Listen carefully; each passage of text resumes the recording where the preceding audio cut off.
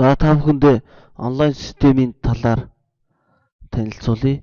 За одоо аймгийн олимпиад, улсын олимпиад зохион байгуулах систем бол за энэ систем дээр явагдаж байгаа.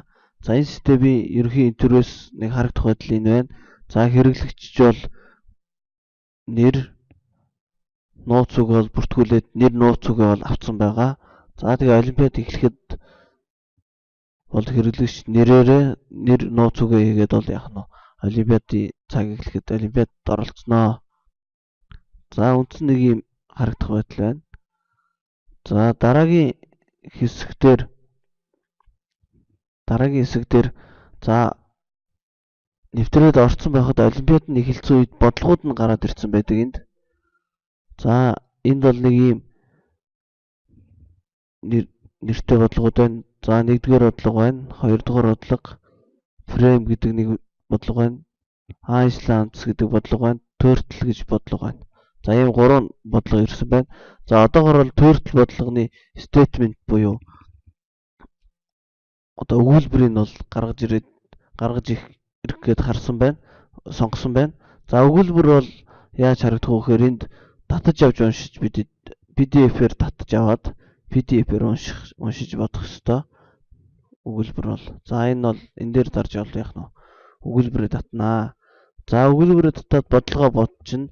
За бодлогыг бол өөрийнхөө компьютер дээр байгаа компайлерыг ашиглаад бодлого бодно.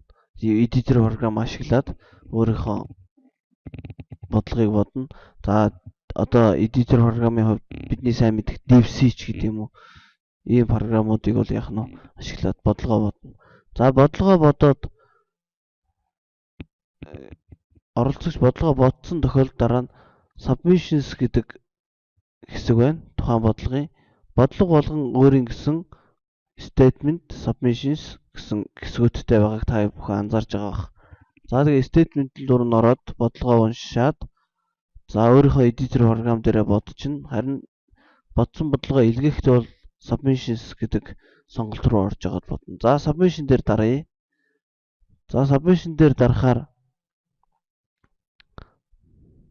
за бидэнд нэг ийм зүйл өгтөж ийн биднийг.